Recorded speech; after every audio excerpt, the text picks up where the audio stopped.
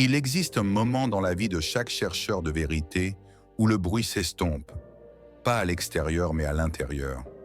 C'est dans ce silence que l'âme commence à murmurer des vérités que le corps ne pourrait jamais exprimer.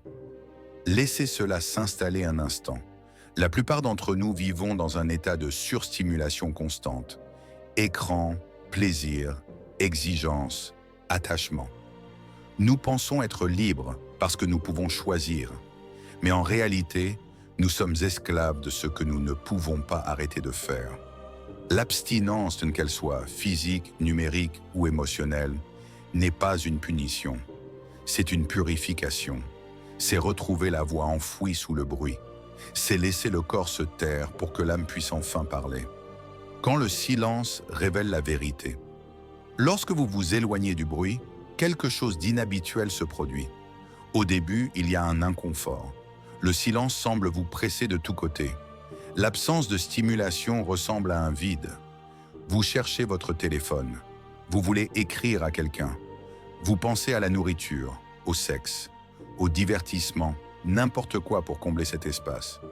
Mais si vous attendez juste un peu plus longtemps, un changement s'opère. Vous commencez à entendre des pensées que vous ne saviez pas avoir. Vous prenez conscience de l'agitation de votre corps, de l'impatience de votre esprit. Et puis, lentement, votre conscience s'affine.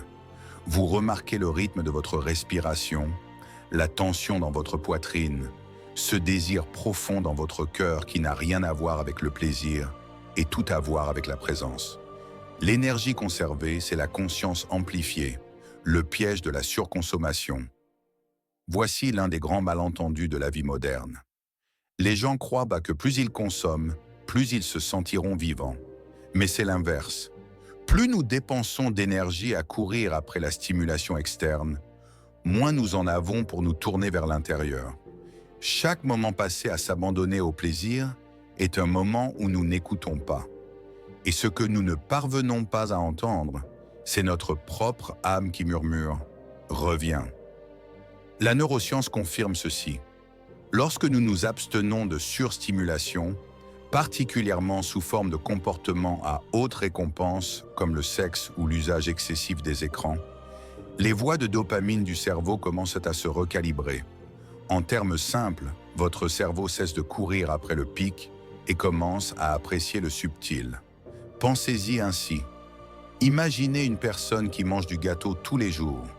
Bientôt, même le dessert le plus riche ne la satisfait plus. Maintenant, considérez une personne qui n'a pas goûté de sucre depuis un mois. Une pêche mûre devient divine. C'est la même chose pour la vie. Quand nous nous adonnons constamment au plaisir, nous devenons engourdis. Mais quand nous conservons notre énergie, nous nous réveillons. La sagesse de la simplicité. Il y a l'histoire d'un vieux maître d'arts martiaux, connu pour sa sérénité et sa profondeur.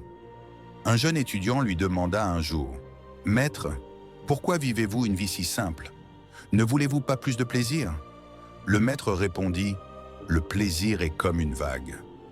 Si tu la chevauches trop souvent, la mer devient orageuse. Mais quand les eaux sont calmes, même une ondulation devient profonde. » Dans le monde d'aujourd'hui, la plupart des gens vivent dans des tempêtes de leur propre création. Ils aspirent à une connexion profonde, mais ne peuvent pas rester seuls dans une pièce. Ils recherchent l'amour mais sont dépendants de la validation. Le corps est inondé d'informations sensorielles, mais l'âme est affamée. Pourtant, la voie de sortie n'est pas compliquée. C'est le courage de s'arrêter, de faire une pause, de conserver son énergie. La science de la maîtrise de soi. D'un point de vue physiologique, l'abstinence conduit à une activité accrue du cortex préfrontal, la partie du cerveau responsable de l'insight, de la planification et de l'autorégulation. Elle apaise également l'amygdale, réduisant l'impulsivité et les réactions basées sur la peur. Cela signifie plus de clarté, de contrôle émotionnel et de concentration. Mais au-delà de la science se trouve quelque chose d'encore plus puissant, la capacité de vraiment se connecter. Quand vous retenez votre énergie au lieu de la dépenser constamment, quand vous cessez de donner à votre corps tout ce qu'il demande, vous commencez à voir les autres différemment. Vous n'êtes plus attiré par la personne la plus bruyante de la pièce.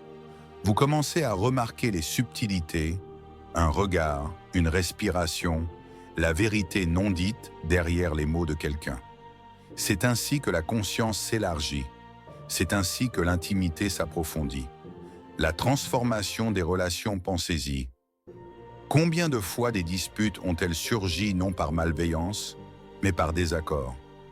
Deux personnes réagissant depuis la fatigue, la distraction ou le chaos intérieur. Mais quand une personne est centrée, quand son énergie n'est pas dispersée, elle écoute, elle voit, et elle maintient l'espace au lieu d'escalader. L'abstinence crée cet espace. Ce n'est pas de la répression crée de la tension. Mais la retenue consciente est une forme de sagesse. Cela signifie que vous n'êtes plus esclave des impulsions du corps. Vous choisissez, vous répondez. Et dans cet espace entre le stimulus et la réponse, vit la liberté. Un homme a dit un jour, après 60 jours d'abstinence d'activités sexuelles et de médias numériques, j'ai l'impression de marcher dans la vie éveillé pour la première fois. Je peux sentir les émotions des gens autour de moi. Je remarque mes propres réactions avant qu'elles n'explosent. Et enfin, j'ai l'impression de ne plus rien poursuivre. Je suis ici. Construire le muscle de la discipline. L'abstinence développe le muscle de la discipline. La discipline n'est pas quelque chose avec laquelle on naît. C'est une compétence qui s'entraîne comme tout autre. Chaque moment où vous choisissez de ne pas céder à une impulsion, vous devenez plus fort. Chaque fois que vous surmontez l'envie d'échapper à l'inconfort, vous gagnez en maîtrise. Ce n'est pas seulement poétique, c'est biologique. Les voies neuronales de la volonté se renforcent avec l'usage. Le cerveau se reconfigure littéralement. Mais ce type de discipline n'est pas dur. Ce n'est pas la version rigide et punitive que beaucoup associent aux routines strictes. La vraie discipline est compatissante. Elle ne supprime pas, elle guide. Elle ne punit pas, elle protège. L'espace pour voir clairement. Il y a l'histoire d'une femme qui avait passé des années dans des relations toxiques. Elle était gentille, généreuse et profondément émotionnelle. Mais elle était aussi impulsive. Elle admettait ne pas pouvoir supporter d'être seule.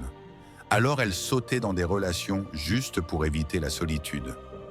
Avec le temps, ses choix l'ont menée à la douleur émotionnelle et à la trahison. Mais quelque chose a changé quand elle a commencé un jeûne personnel. Pas de nourriture, mais d'engagement romantique. Pas de rendez-vous, pas de messages, pas de flirt. Au début, le silence était atroce.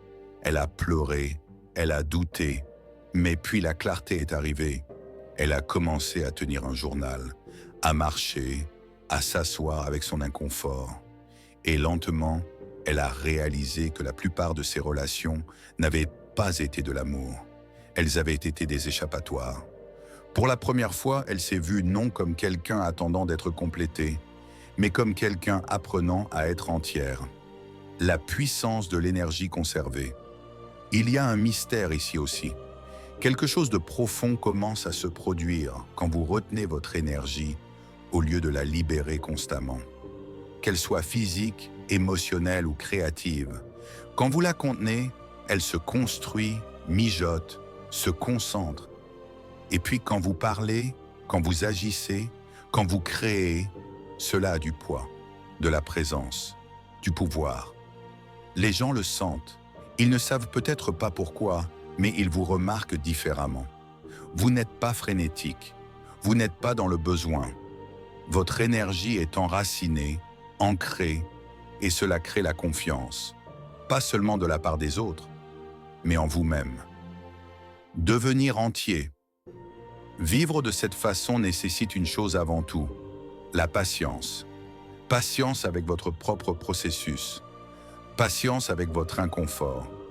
Et patience avec les gens autour de vous qui sont encore pris dans la tempête. Tout le monde ne comprendra pas votre silence. Certains interpréteront votre retenue comme de la froideur. Mais tenez le cap, car quelque chose se forme en vous qu'ils ne peuvent pas encore voir. Vous devenez entier. Et dans cette intégrité, vous n'aurez pas besoin de poursuivre. Vous attirerez non par le charme, mais par l'essence, non par l'effort, mais par l'alignement. Et c'est là que commence le chemin le plus profond. Celui qui conquiert les autres est fort, mais celui qui se conquiert lui-même est puissant. La vraie force ne vient pas de la domination, mais de la présence. Vous pouvez vous tenir devant quelqu'un que vous aimez et ne pas broncher quand il est contrarié. Vous pouvez entendre les critiques sans vous effondrer. Vous pouvez vous asseoir avec le désir sans en être esclave. Et de cette force, vous aimez mieux. Vous aimez plus sagement. Parce que votre amour n'est plus une transaction. C'est une offrande, un choix, pas une compulsion.